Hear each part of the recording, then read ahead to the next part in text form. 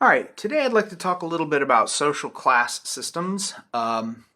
Social class systems refer to systems of stratification that are believed to be open and not based on hereditary factors. We contrast these systems with caste systems and other kinds of closed systems in which there is no social mobility.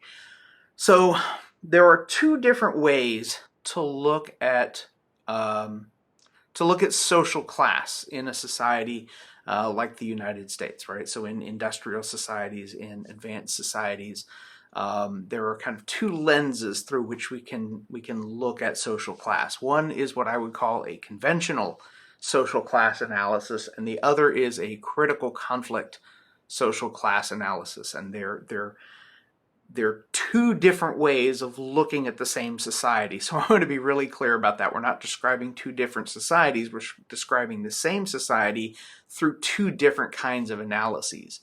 The conventional analysis is going to be one that I think is familiar to just about everyone. The critical conflict analysis will be probably less familiar, but still very, very useful.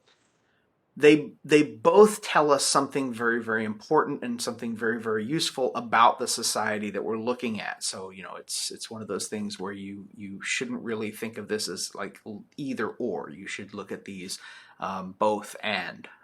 So let's start with conventional. A conventional analysis of social class systems is going to be one predicated on an analysis of what we call socioeconomic status, or SES, because socioeconomic status is kind of a mouthful. Socioeconomic status is a measure of an individual's income, wealth, and occupational prestige. So it's kind of an amalgamation. It's a mashup of those three different variables, right? So income is how much you make. Wealth is how much you're worth, right? The total value of all the things you own.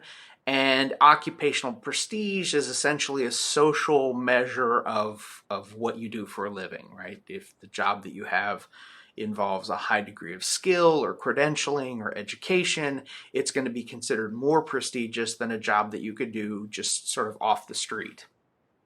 So you put those things together, and people with high levels of income and high levels of wealth and high levels of occupational prestige might be in what we call the upper class, or high levels or moderate levels of education, respectable but not, sort of particularly awe-inspiring levels of income and wealth.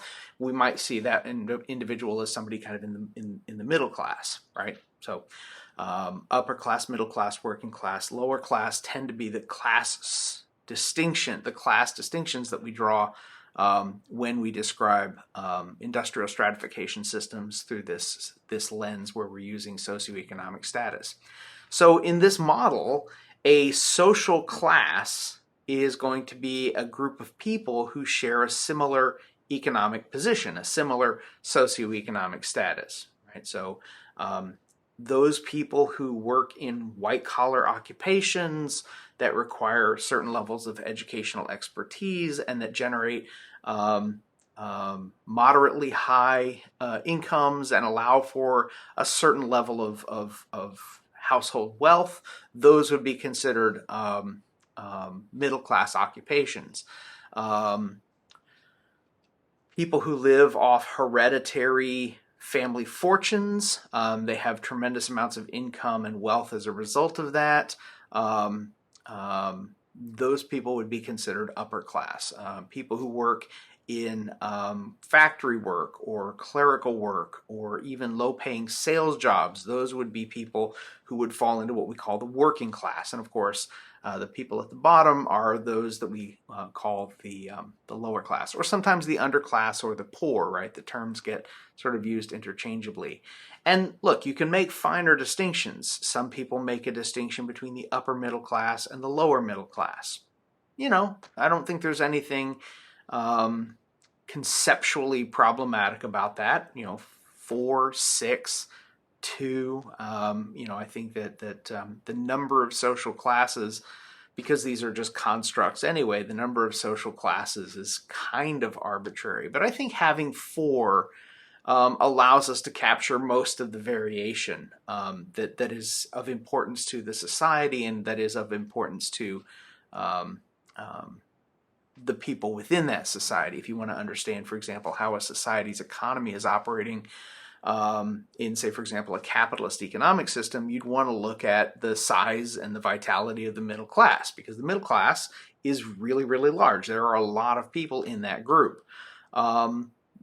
This is the group that drives the economy in essence, right? And they drive the economy through consumption. They go out and they buy stuff. So that creates the market for which capitalists, who happen to mostly be what we would consider to be the upper class, their economic activity, the things that they decide to produce for consumption, is going to reflect the tastes and preferences of the middle class. Because while the working class is also fairly large, the main difference is that after you pay for all of the essentials, food and clothing and shelter, and all the stuff that you need on a day-to-day basis to survive, after you pay for those things, middle class households tend to have more money left over for discretionary spending than working class households. So the middle class kind of drives the culture because it's driving consumption.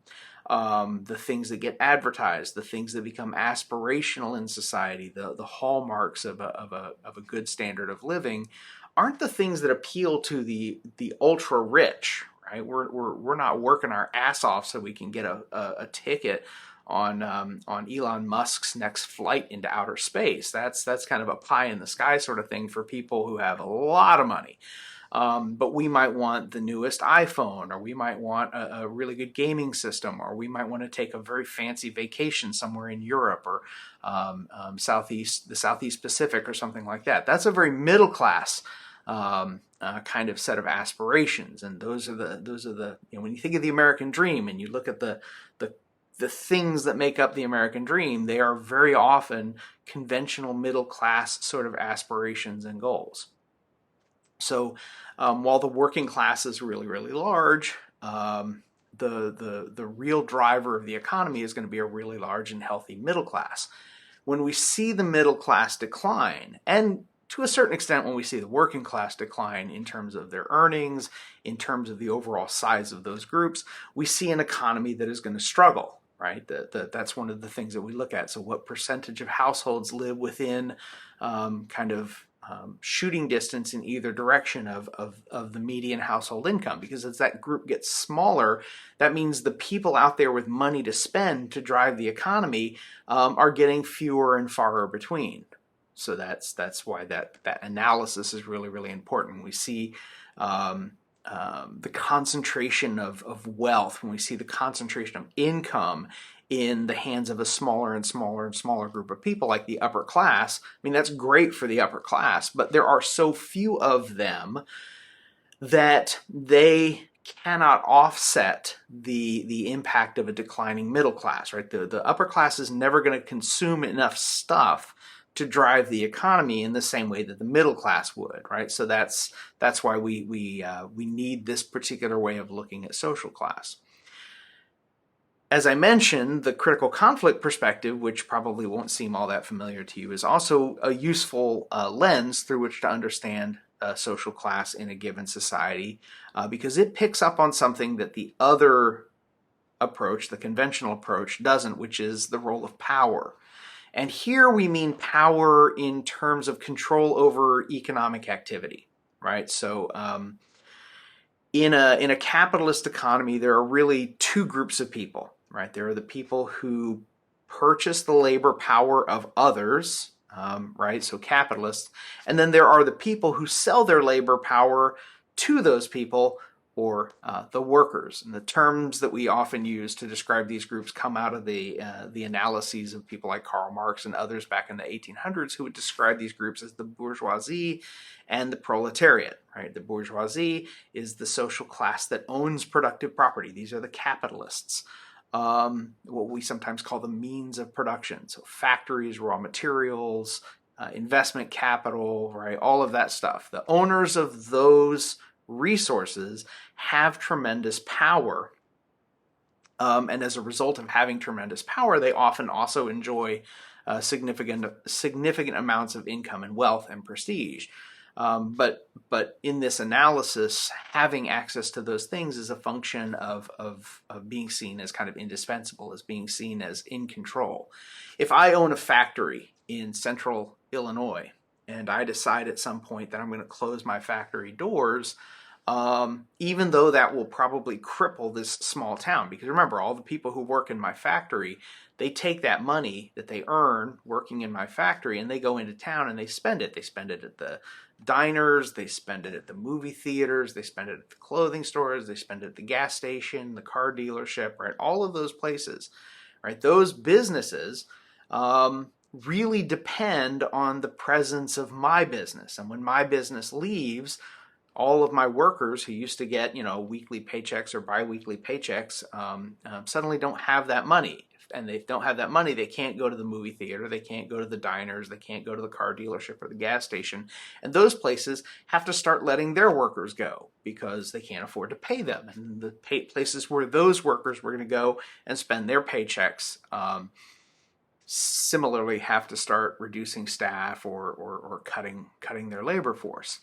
So because that factory belongs to me, I have the right to close it. No one can tell me, hey, you have to keep your factory open because this town really depends on it, right? The factory is privately owned, and because it's privately owned, as long as I'm operating within the law, I get to do with my private property what I want to do with my private property. No one can compel me to create jobs for other people. And so that gives me tremendous control over the composition and operation of a given society. Workers are really important as well, but at the end of the day, workers don't have that kind of power. They sell their labor power, and some sell their labor power for a lot of money, and that's good for them. A CEO makes a lot more money than a janitor working for a corporation or a firm, but at the end of the day, the CEO is also a worker, right? They're just selling their power, but in exchange for they're selling their labor. In exchange for selling their labor, they get a certain amount of income that distinguishes them from the janitor. They also have some power, but that power, remember, isn't specific to them. It's delegated to that position, and they can get fired and a different CEO can get hired and they will step into a position that has power, but that doesn't mean that they have power because they don't have ownership. So like professional athletes make a lot of money, right? Famous movie stars make a lot of money, but at the end of the day, if a movie studio doesn't want to hire an actor, that actor doesn't work. If the manager of a baseball team decides to put his most expensive player on the bench for a game, it doesn't matter that the most expensive player makes more money than the manager. The manager has some power that's been delegated to them. And if the ownership doesn't like what the manager of the team is doing, the manager gets fired and they hire somebody else.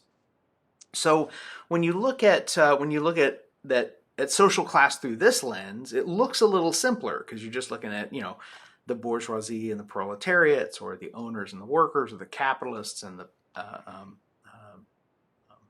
the labor force, right? So different ways of kind of capturing that same dynamic, but it's a very different kind of analysis than one that looks at income and wealth and prestige, because an elite movie star or an elite athlete is almost certainly going to be considered upper class, but that doesn't necessarily make them put them in the driver's seat of the economy, right? So you can it's impossible to sort of truly and fully and correctly understand a society with only one of these two tools, one of these two sort of analyses. So you want both of them. And before I go, I just want to point out, just as a kind of summary, the three key differences between this kind of conflict-based model, this power-based model of social class, and the socioeconomic or conventional framework of understanding social class. The critical conflict perspective is based on control over resources and power, right? So money and in terms of in the form of income and wealth as well as prestige. All of that's kind of incidental. The core of this conflict analysis or this power analysis is based on an examination of who's got control over economic resources and who's got power over economic decision making. That's the first difference. The second is that this model describes the relationship of dependence and exploitation. So we'll talk a little bit more about capitalism in later lectures, but while capitalists need to hire labor, they don't necessarily need to hire your labor, right? So they are in a position where they are dependent on labor, but they can be selective. There's a lot of labor out there relative to the demand for that labor. On the other hand, if you don't sell your labor power, then you don't get a wage. If you don't get a wage, you can't buy food. If you don't buy food, you die, right? So workers have a lot less power. They're much more dependent. They're much more easily exploited because of the relative position they occupy within the structure of this social class system. And the third feature of this critical conflict or power-based analysis of social class is that it highlights that essential conflict, that the things that capitalists want out of the economy and the things that workers want out of the economy are not the same. And if people understand the nature of that relationship, a lot more of what occurs within a given society is going to make sense to them. So, your boss wants as much work out of you as they can get in exchange for as little money as they can be compelled to part with. That's just rational, right? They want to maximize the return on their investment. But so do workers, right? But workers' investment is their labor power. So they want to invest as little of their labor power as they can in exchange for as much money as they can get. So two groups of people locked in a relationship where they need each other to a certain extent, but one in which there is a very different set of interests being pursued and differing levels of power that one can deploy to achieve those goals, right? So we're looking at a system, as I mentioned before, of dependence and exploitation. So again, keep in mind you want both of those. You want to be able to look at social class through that lens of socioeconomic status, but you also want to be able to look at it through that lens of power, because both of those things are going to tell you something important about your society and its stratification system, but it's also going to tell you two different things about the nature of that system. So we'll pick up in the next lecture with some analysis and overview of poverty and inequality, but until then, I'll say goodbye.